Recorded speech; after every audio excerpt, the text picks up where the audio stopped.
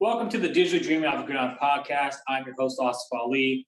Today, we're going to talk about one of my good friends and a guest, two-time guest of the show, one of my heroes. Obviously, you can see our podcast, my name, reference on his website, the man, the myth, the legend, the world's most dangerous man, Ken Shamrock.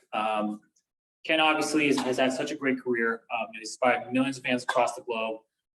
Essentially, this episode, I just want to talk about kind of the UFC, the UFC Super Fight Championship. Since this is episode 95, Ken Shamrock was the first ever champion in UFC. This belt right here, the UFC Super Fight Championship belt, was the first ever belt commissioned by the UFC, sanctioned by the UFC, by the Nevada State Athletic Commission, I guess, right? Athletic Commission.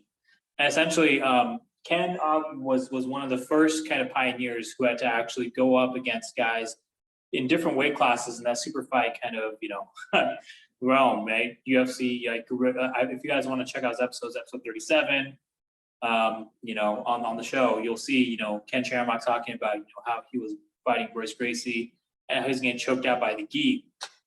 And then his most recent episode back in January, you can all see that here, on the podcast channel page. But anyways, Ken obviously was one of the best fighters of his era.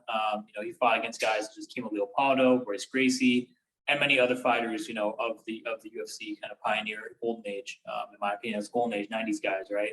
And if you heard Ken in his last episode, he basically said the difference between the UFC now versus UFC back then.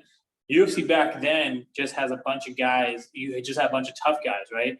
UFC now has more skilled fighters, right? So it's a little bit different in the nuances and kind of how you approach fights and how the fights are fought. But anyways, back to the point, Ken was able to defend this belt and go fight 8 times in 1 year. 94, 95, he fought 8 times 94, he fought 8 times 95. And essentially, Ken was one of the best fighters, King of Pancrase to UFC and the pioneers of mixed martial arts. Now, I also want to talk about his WWF run. Actually, let's put over here. WWF run. Obviously he left the company a bit early, but his legacy, his impact was felt by everyone who's a fan of his, through the WWF, right? I think ultimately Ken Shamrock, through WWF. Let me just actually zoom in here. So this is the episode we did. Here's the WWF. Here's the original podcast poster signed by Ken. All these, right? So, with that said, Ken was one of those guys who basically was just a larger-than-life personality. And when he's broke into the scene WWF 1997, he said, obviously WWE WrestleMania 13, Stone Cold Steve Austin, that was a great match.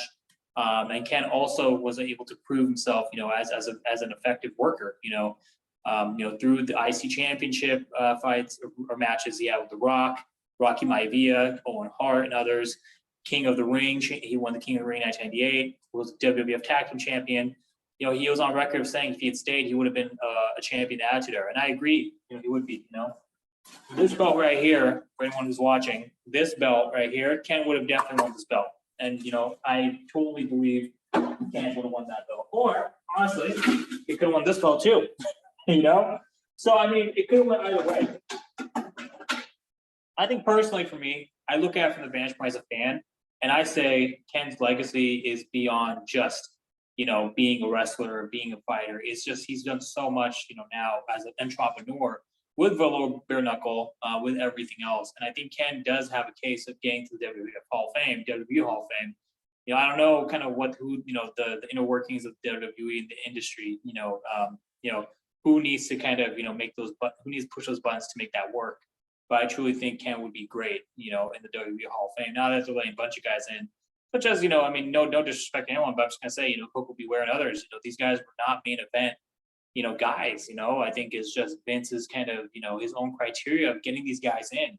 Ken deserves to be in for many reasons, not just for the reasons of, of just being world champion. He'd be great, so, just because of what he was able to do during that era. So ultimately, I think Ken should be in the WWF Hall of Fame. If he gets in, great. If he doesn't, we'll see. Let me know what you guys think. If you enjoy this episode, feel free to comment. And, I think, I do also think Ken would have been a champion with this aggression era. And, that's pretty much it for this episode. Thank you all for tuning in. God bless.